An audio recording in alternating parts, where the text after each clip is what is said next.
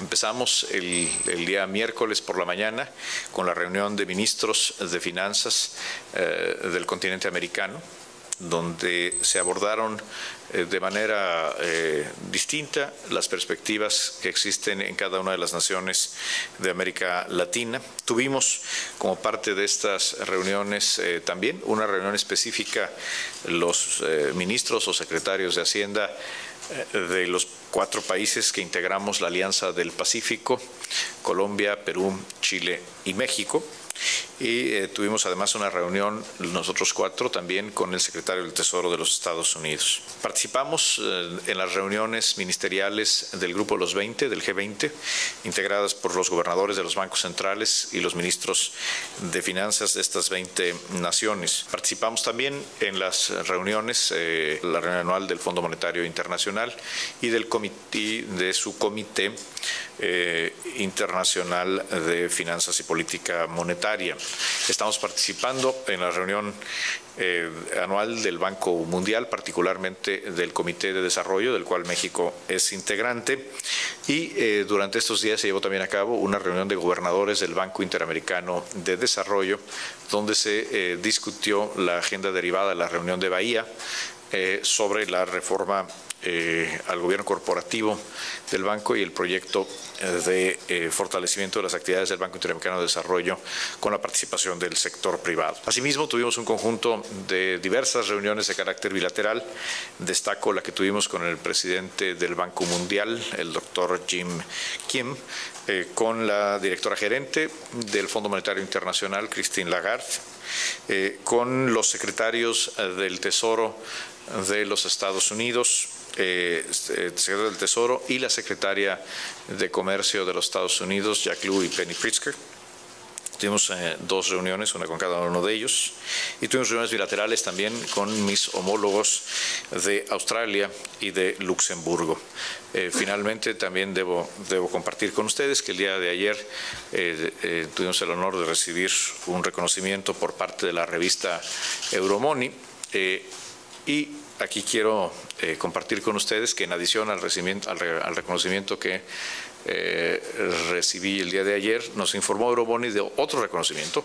que se otorga, en este caso, no a una persona, sino al gobierno mexicano, al haberse otorgado el premio del mejor emisor de deuda soberano en los mercados emergentes durante el 2014 al Gobierno de México. Paso ahora a comentar con ustedes los principales temas que hemos abordado en estas reuniones, y quiero referirme a 6 de ellos. En primer lugar, el crecimiento económico global. Es una temática recurrente en los distintos foros multilaterales y en las reuniones bilaterales en las que hemos participado. Es el fenómeno de un menor crecimiento económico en algunas regiones clave del mundo, menor al que se esperaba el año pasado, menor incluso al que se esperaba hace 6 meses, particularmente en la zona euro, en la Unión Europea y en China, donde si bien se mantiene un crecimiento positivo, importante, es una magnitud inferior al que se esperaba. En segundo lugar, un tema que ha meritado una discusión importante, porque es sin duda algo que enfrentaremos todas las naciones de una u otra manera, es la incertidumbre que se genera a partir de la expectativa de normalización de la política monetaria en los Estados Unidos. Es decir, cuando la Reserva Federal, que es el Banco Central de los Estados Unidos, decida elevar sus tasas de interés de referencia. Hay una discusión amplia sobre cuándo y cómo ocurrirá, pero lo que es un hecho es que esto va a ocurrir, y por lo tanto muchas de las discusiones en los foros multilaterales han tenido que ver con cómo afectará esto a las distintas naciones y cómo se puede responder a este fenómeno. Aquí debo decir que en general el consenso es que México, entre las economías emergentes, es una de las que están mejor preparadas para enfrentar esta situación. Por supuesto que experimentaremos la volatilidad correspondiente de los mercados internacionales, pero debido a los mejores fundamentales que tiene la economía mexicana, una clara agenda de reforma estructural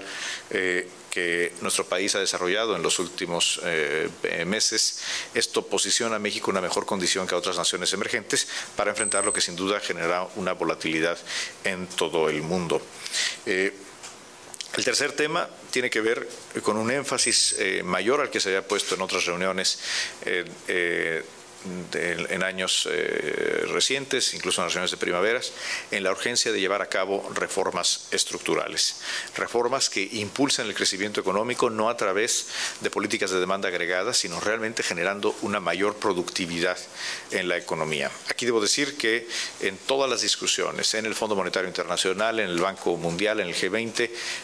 de manera recurrente se ha reconocido a México como un caso emblemático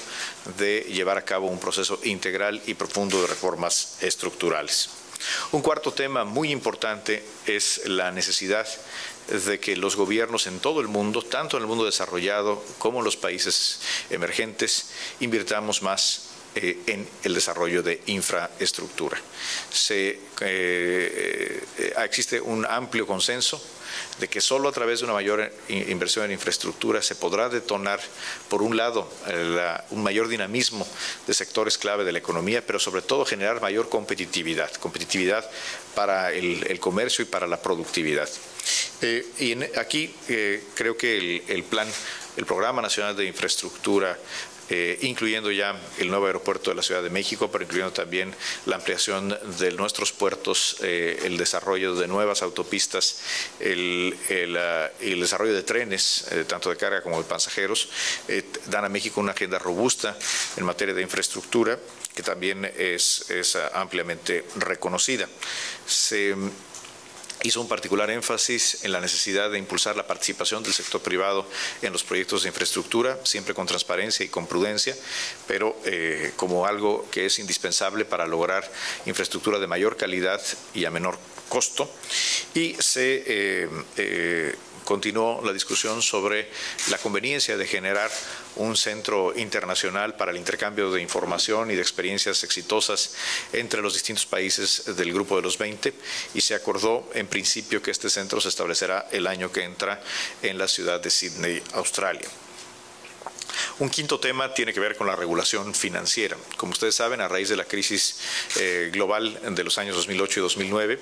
ha ocurrido un rediseño de las instituciones de regulación financiera. Se han fortalecido los instrumentos de control y prevención de riesgos y de fragilidad financiera. El énfasis que se ha puesto en estas reuniones de otoño ha estado en la regulación de las entidades financieras no bancarias, lo que se conoce a veces en algunos países,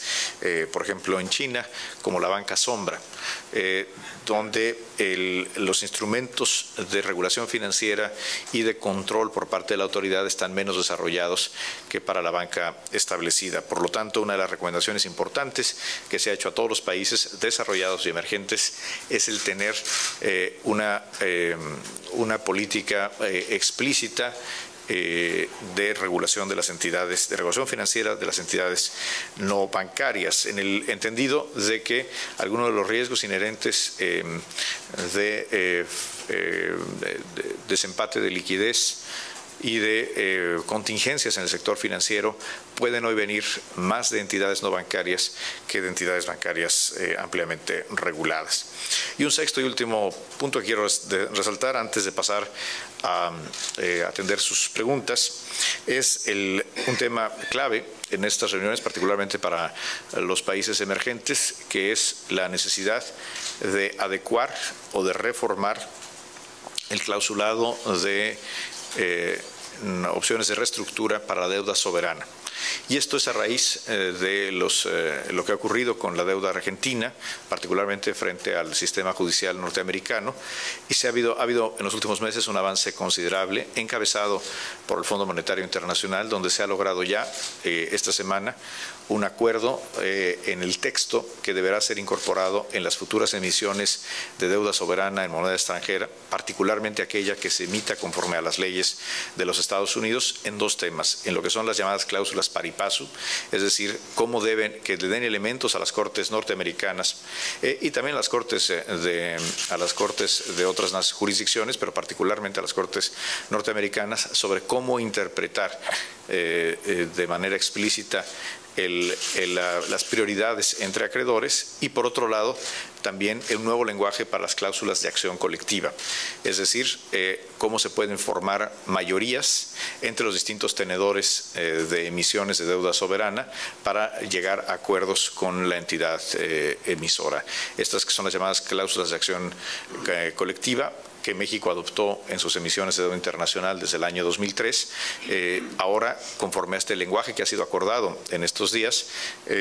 tendrá modificaciones en las futuras emisiones de deuda del gobierno mexicano, conforme a los nuevos estándares acordados ya en el seno de estas reuniones de otoño.